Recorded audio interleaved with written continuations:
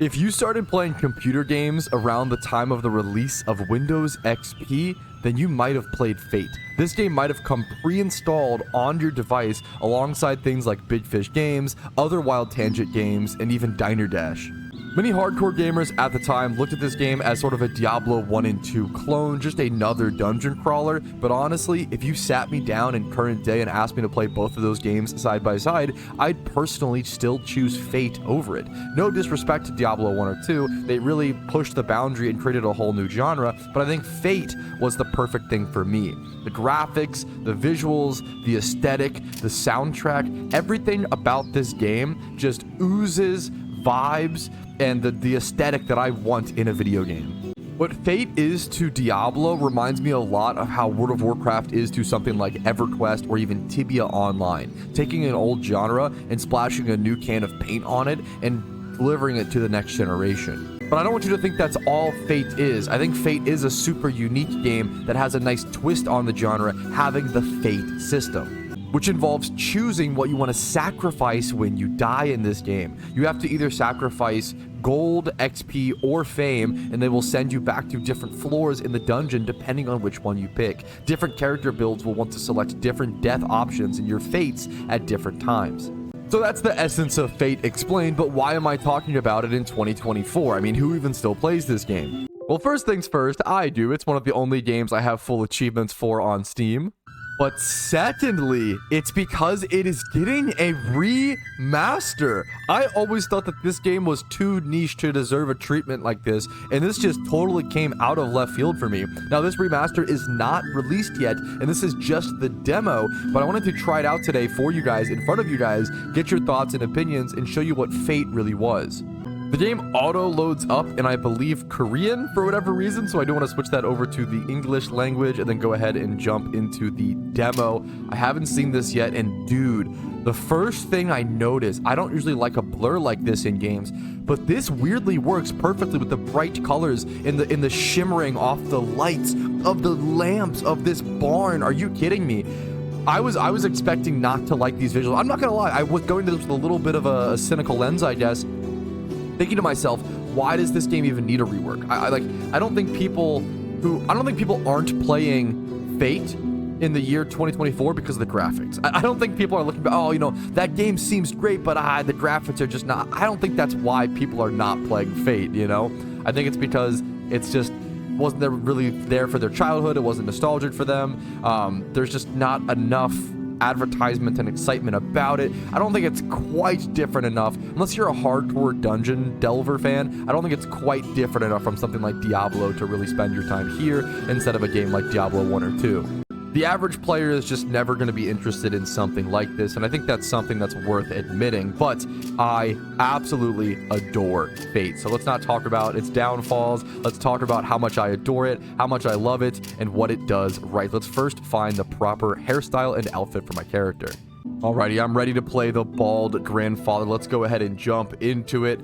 Petrowski, my first character in the demo. You also get to name the pet. I almost forgot a core aspect of Fate is managing your pet. And you can actually fish, one of the best fishing systems I love in a video game. You can feed your pet different fish and turn it into different creatures. Things like spiders, things like griffins, Pegasuses for different periods of time. I think that's one of the most unique, interesting, fun aspects of Fate. I really recommend at least playing Fate for like a day. I do think this is a game that every casual gamer could enjoy for at least a day, and whether you take it further than that is up to you.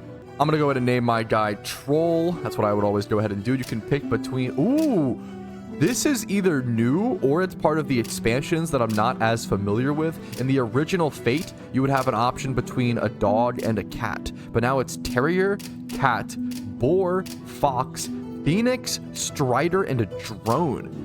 I probably want to go with either the Strider, I like him a lot, or the Boar. I might go with the Strider. The Strider has a crazy aesthetic to him. The Boar is classy, though. The Boar is a bit classier. Ooh, that's a tough one. Plenty of energy, though. A tadpole-like amphibian? No, I've got to go with the Strider. It's a close call. Let's see what this narrator, one of the best narrator in games, has to tell us. Its doorway leads to infinite possibility, to subterranean lands fabled in stories and myths. Many I will say the volume levels are a little off. The music is so loud in correlation to the narration. Maybe I should have fixed that in my settings, but it's kind of weird. The mixing isn't naturally a little better for that. We're going to head over to the town of Grove and see the giant dungeon door. That's the big part. It's like that beautiful. Growing up playing this game, also this loading screen is so nice. Rage. What is Rage gonna do? That's strange. Okay, toggle run, stationary, hotbar. What does Rage do? That just. Right, we're in the Wolfman, getting quests from him. So there are a few people around town you want to grab quests from. Kenra's the Devourer. Ate my sweet little Fluffy. That Basilisk is a menace. Okay, so we're going to descend to level 3. Demo ends and it's a timer-based demo. Yes, that's interesting. I wonder if anyone will try to speedrun and beat the game while in the demo. That would be crazy to see. So we'll go ahead and play the full timer-based. I wish I had more time so I could actually explore things a lot more. So this guy is the big gambler. If you are a big fan of TCG Player Simulator, Kraken packs, no way! They give you the cheesehead in the opening inventory. I'm sorry. This is my most nostalgic. Are you kidding me? This is literally my most nostalgic item in the entire game. Because as a kid, I would sit over at the fishing pond for hours and hours and hours. And I was lucky enough to fish up the fish head. Or sorry, the cheese head.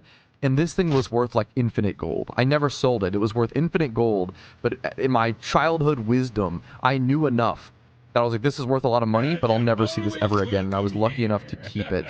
I want to go ahead and pick up an identity scroll. I do have 250 GP, which is nice. So we'll go ahead and pick that up. The stat page looks nice. A lot of it looks quite... a lot of the UI is just so much cleaner for sure. So what do we get here?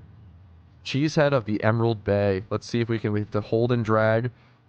35% chance of finding magical items, 50% more gold drops, but a 35% vitality penalty. So it is much harder to actually do combat with this thing, but it gives you much better loot and such. I wish you could scroll in and out with the mouse wheel. You still can't do that at all, I don't think. From what does it to do with like plus and minus, or yeah, I'm not noticing any ability, any way to scroll in and out. It is still left click to move. Let's try some fishing. Do I have a... Okay, I do have a fishing rod. I was like, wait a minute. Did it bug there for a sec? I'm not totally sure. You can't zoom in and out. You might even be able to zoom in and out on the original game. I'm not totally sure. I have to make... So you're supposed to wait until... In the original game, why is it angling me to the... I don't know why it's angling me. Usually you would just fish straight out. I don't like that it keeps pushing me over to the side. That must be a demo problem. So in the original game, I'd always put my little finger in the O of hook. And that was my good luck charm as a kid. I want to see... So normally, you would see an exclamation mark appear above your head when you catch the fish. You would see an exclamation mark, and you would hear a pretty notable sound. But I'm not seeing anything as of now. I'm going to sit here for a second and see how fishing works. Maybe this fishing isn't enabled in the demo. Nope, there it is. Okay, we did get ourselves a fish. It took us a second. 600 transform creature. Lunker Gernard. Let's try to feed this to him. I don't know if that worked. I don't know if that was the... We might have put it in his inventory, so let's go check. A way to check. Yep, I actually put it in his inventory. Let's see. You can actually... That's a really good UI, though, for inventory. You can just drag it between your pet. Previously, you'd have to open up inventory pages side by side, which might even be better, honestly, than this. This is much nicer as well. The quests, the spell book. I really like this visual. I am shocked at how much I actually like these visuals. I talked about it earlier. I didn't feel like this would be a game that needed this. I'm going to right-click the fish to consume it and transform my pet. Wait, this didn't... That must be a bug. This is quite a demo-y demo. My pet didn't transform. It just dropped the sprite of what it's supposed to transform into on the ground. It also didn't consume the fish. If I spam right-click this, will it... Yup, it will spawn... That's what I thought. It will spawn in all the sprites. Are you kidding me? Oh, wow. So they do not have the... Your pet has been transformed. Noted. Noted. This will be a good, nice little picture. All right, we have about 7 minutes or so left in our demo, what do you say we go enjoy the dungeon and actually delve into some combat? Let's go grab. So normally what you would do is you would go talk to everybody possible. If you press M, it does change the map, which is really nice to see, like zooming it out and such. So you would go over to every white little diamond to see how this guy has a white diamond. You do want to, I do want to clear out my inventory as much as possible. You'd usually put your health potions on the hotkey bar down like this. What weapon do I have? A sword right now. I could use it, but I want to keep the portal scroll. I think I could honestly just sell the fish. I've used it. It doesn't actually work, so we can just sell the fish for some gold. We'll keep the fishing rod, of course. Let's talk to this guy. You know what? You'd want to grab every quest possible. You talk to every person who has a quest and gain all of them possible. I'm going to throw my fishing rod in here for now because you'd want to have as much space as possible while you're actually in the dungeon. It's weird that you used to like left click and then select and then click it here, but now it's like click and drag, which honestly probably makes more sense. Let's go ahead and right click to learn our spell as well. I don't know what keybind that will be bound to. Right click. Honestly, that was how it works traditionally. We're going to enter the dungeon. I have my mana bar in the bottom right, my HP bar in the bottom left. My gear is set, and there's that music, that dungeon music. I think the soundtrack of this game did so much for it. And this is the Fate dynamic. The beautiful, bright, cartoonish visuals of the overworld coupled by the unbelievably like wet, dreary, creepy, dreadful dungeon, right? Like I hated entering the dungeon as a kid. I just wanted to hang out in the overworld where it was bright and sunny. Well, here we see some of the classic monsters. This game was so original with its monsters. The death caps, these like mushroom type creatures. Oh, I'm getting a little swamped by too many creatures. We're gonna back off a little bit. Go back in. Go for the slime, the ruby jelly. The visuals of this game are they're just so unique in my opinion. I don't think another game has ever created something like this. For me at least. The emerald gel, we just slowly go through each floor of each dungeon, taking down whatever monsters we can. And there's so many different things throughout these dungeons to experiment and explore. Things like this magic anvil. So what you would do is you would place an item on this anvil. And it's a game. This is a gambler's man game. Maybe this is why kids are addicted to opening trading card game packs nowadays, like myself. You essentially have a random chance of like either destroying your item or gaining a small bonus. So I think that this gained a plus 1% attack bonus. So I did actually gain a bonus. Throw off our fireball. I did gain a bonus of damage from putting my spear into there, but it's also very possible that it would have just died. You can also see on the map itself, the map does slowly, like you develop it and like you discover the map yourself, which I always thought was one of the coolest things as well, is just mapping out each floor of the dungeon. And I believe every time you spawn a new world or a new playthrough, it spawns a whole new map of a dungeon. But I don't think the map of the dungeon changes between, like, if you like leave the dungeon and come back. So like it'll stay between that one place. It's kind of like Minecraft, right? It spawns that world. That world you spawn into is randomly generated. It's a new world. But then if you create a new world, or if you load back into the same world, it's still the same world, right? So it's very, very similar to that with that procedural generation, which is really cool. But every single floor that you go down is going to be different. Getting kind of low on HP here. I do have my hands on the hotkey bar. You don't really regenerate HP in this, which is why getting a healing spell is so important in Fate, because you want to be able to exchange MP or HP instead of having to rely on potions so much, or getting some sort of item that has essentially life link or life leech, where it can steal the health of opponents. Getting one of those for sustainability is so important. Also, just picking everything up you get and breaking the barrels. I mean, classic dungeon crawling gameplay here. I'm gonna go ahead and pop a potion now just to play it safe. We're gonna traverse a little bit further. See if we can get to floor number 2 to show you guys what that looks like. Fountain of mana to restore our mana. Fountain of stamina. That's just to restore our run. You are fortified. You actually see in the bottom left this little circle. Your run seems to restore much faster in the demo. So if I run like this and then stop, look how fast. Look at that. Wow, that used to not be able to run this much in the original game. It really made you strategically run when you had to fight mobs, but walk when you weren't. Kind of interesting to see that change. I mean, I get that change. Obviously a lot of new gamers don't really enjoy walking in games. They don't like taking things slow, but I thought it was a really interesting strategic like thing to plan out ahead of time. Maybe it will still come up, especially in speedruns, but kind of disappointed to see that change. But it might be a necessary change. It makes sense. There's some stat out there, a stat that I saw once and I don't have a source to, so apologies. Take this stat as I recite it with a grain of salt, since I don't have the source for it and I can't quote it to you. But I saw a stat somewhere saying that 60 to 80% of gamers quit a game within the first hour that they play it. Which is a massive reason why I started doing things like first hour impressions of games, even though it seems silly to veteran players of those games. You're like, what the hell, man? Like, only playing our game for 1 hour makes no sense. You're not really getting the full perspective. You're not understanding what our game has to offer. And to them, I understand and I super respect that.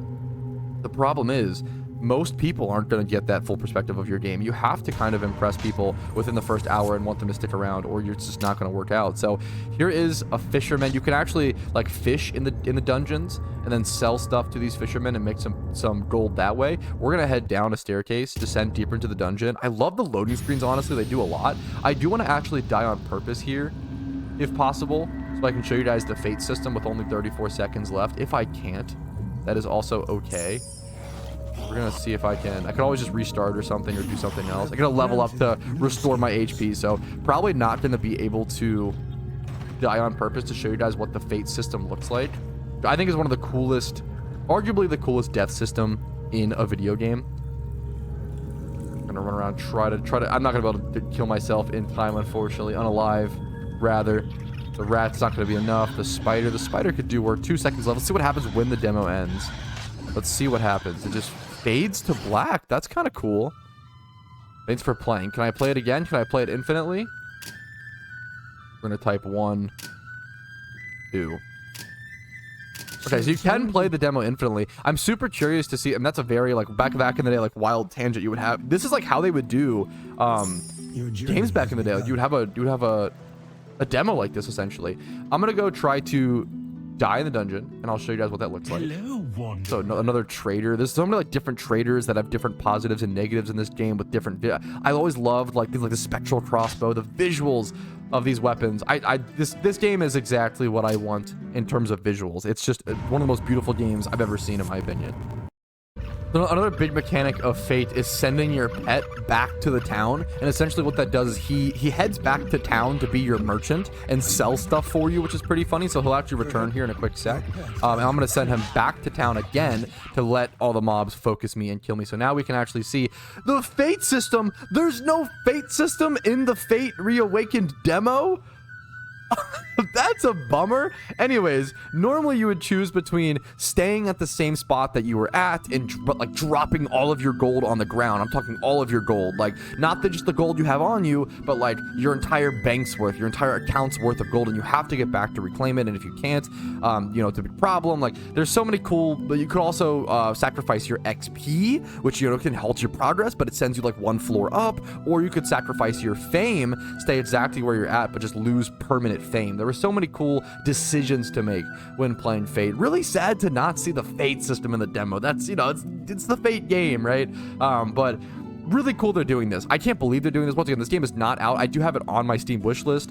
I'm very excited for this game. Depending on the price, I will say, like, something I'm really worried about, if this game releases and it's like $30, I don't know if it's something I would pick up. Like, maybe at $20 or less, sure. I love this game. I love this franchise. It's old. It's shown its age. There are so many good games you can get. So many amazing games for that price. And this is an amazing game, but I already have the original. Do I really want to pay over like $30+ for a remaster like this? I don't think so. But if it's like 20 or less, I'll consider it. If it's 10 or less, I'd probably snap by it. That's kind of where I'm at right now. It's my honest opinion. As someone who loves this franchise, like I wouldn't touch this game if it was over $30 or $30 or more. So if it's over 20, it's like I'd consider it heavily. thank you guys for watching. Hopefully you enjoy this style of video. I love talking about and gushing about nostalgic games that, you know, meant a lot to me in my childhood and really shape our foundation of what we look at as game balancing and game decisions and graphics and visuals, etc., etc. Like the video if you enjoyed it. Dislike if you did not. That's totally okay. Subscribe to the channel for videos like this every other day. I do upload every other day. And that's it. Have a great day. I will see you guys later. Peace, Reno. Yo, thank you so much for watching until the very end of the video, and a huge shout out to everybody listed here who goes above and beyond, supports the Patreon, and allows me to focus more on Dungeon Defenders content. Thanks again. Have a great day.